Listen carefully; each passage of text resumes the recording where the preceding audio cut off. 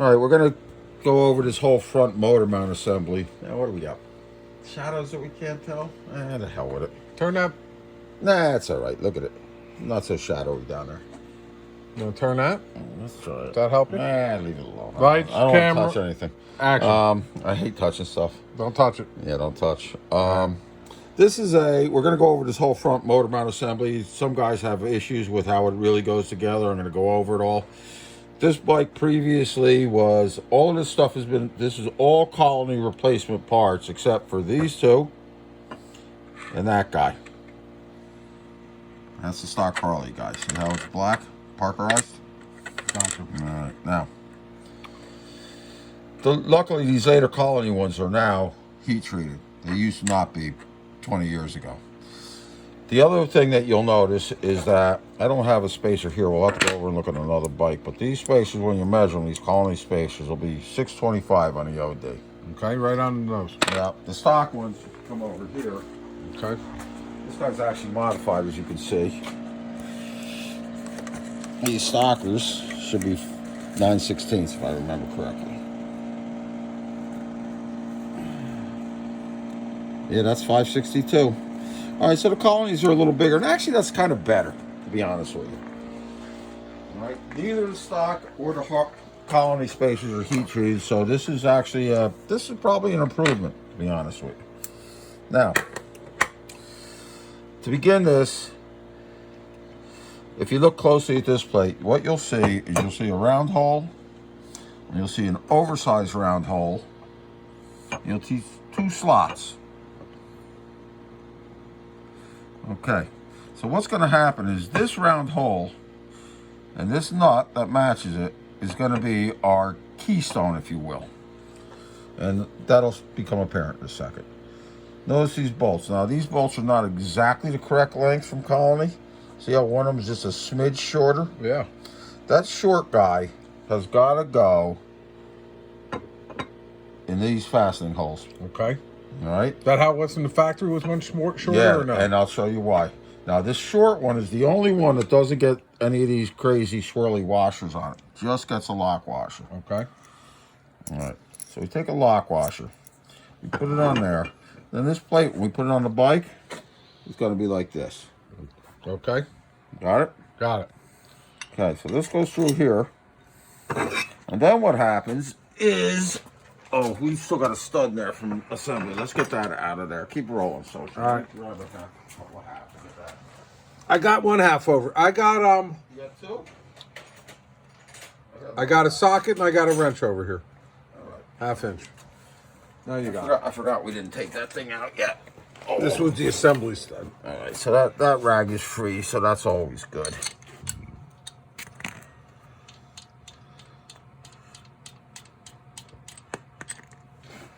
All right, now.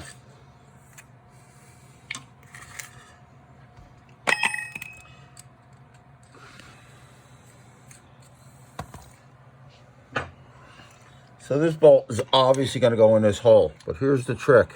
If you have the wrong bolt in there, and it's too long, let me grab the flashlight. But too long of a bolt in there, it'll run into the crankcase over there. You see that's... Hang on, I'm not there. There I am. Yep. Right. So we got about a half inch there. The stock Harley bolt will have a little more than that. It's a little bit longer. Okay, so now what happens is, put that on there. Here's the other motor mount. I got it. You got it? Okay. Yeah. There's the other motor mount with the nut welded on it. Yep. Okay. That's going to go like this. Now see, I'm not too concerned about all of this powder coat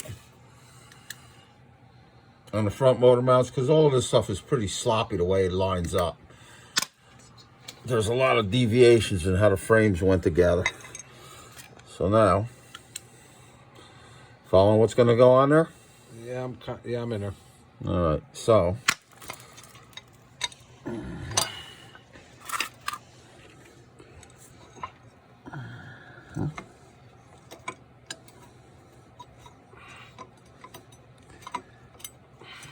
now that we know that that bolt's not going to hit the crankcase, and it only has a lock washer on this side. Yep. Okay. That's the main guy. That's the one that's got to go in first. right, you get that guy in and started in there. I guess we're still on the frame here. Yeah. All right, once that guy's in, come on back up here. We're gonna go for this guy. That's the next longest one. Okay. This guy gets swirly washer. Yep. Swirls always go to the motor mount plates. Swirly washer there. Oh, excuse me. Swirly washer there. Gotcha. Back up. Back up. And lock nut. Here's another swirly washer. Going towards the plate. Gotta go towards the plate on the other side.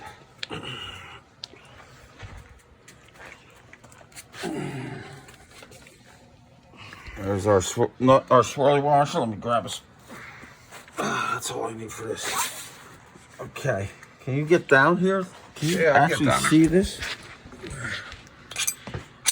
See where that bolt's coming through? Can you actually get that? Yeah, I got it. Okay, so there's the swirly washer. The swirls go towards the plate. I got you. Nothing gets tightened yet. Everything just gets put in there loose. Lucy. But the deal with those swirly washers is they're going to supposedly bite into the plate and hold everything in position with these sloppy ass holes once everything lines up. Once everything's lined up. Got you. All right, so we got the 2 bolts in through the crankcase. Now we come to the long guys. These are the ones that are going to go through the frame. We'll take the Harley one that's not as pretty. We'll put it on the bottom where it's harder to see. These 2 are identical. The way they go together. Just like that. Take my 2 spacers, my 2 other swirly washers, and my last 2 nuts. Okay. Swirls to the plate. All the bolts going from this side. That goes on like that. Then this guy goes in here. With the swirl towards the plate. With the swirl towards the plate. Same thing happens down here. Spacer goes in. Swirly washer. Swirl towards the plate. Look at that. Okay, that's how that goes. Then these last 2 nuts will go on over that end. You gonna put some anti-seize on them? Nah, they're locked up, so we don't need anti-seize on this stuff. All right, good. If we, it's not like these things are like engine fasteners. That like if something goes wrong with the threads. So no washers over here. No washers over here, but if you got dual exhausts, there's going to be a pipe mount.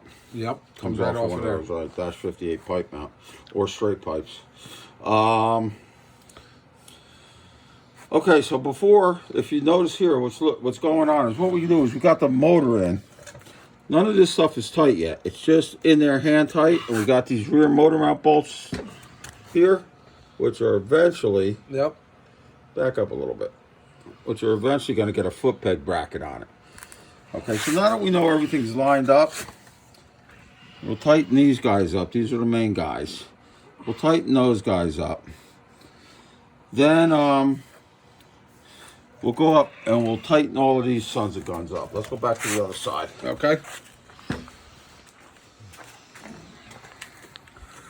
And now that everything's in, what will happen is we'll tighten this guy first, this being the main dude. Tighten that guy second, and then either of those 2. Once that's done, you got the 2 rears, and the 4 fronts are all tightened. The only thing that's still loose are the 2 way back here that would hold the foot peg bracket if you're using it. If you're not using the foot peg bracket, you can tighten them up also. At that point, this motor will be in until we get to the top motor mount. Once we get up here, that's a whole nother situation that we'll have a whole nother video on. And once we get everything tightened up, we'll put the bracket on for the wraparound oil tank, Well, right? what we'll do is, once the motor's in there, because these ones are tight, we'll loosen these ones that we previously tightened, get the wraparound bracket on there, tighten them back down. All right, we'll probably leave them loose enough until we get the oil tank on and make sure everything lines up. Get everything in loose, and then tighten it all down at once. Very good. So you say. Very good.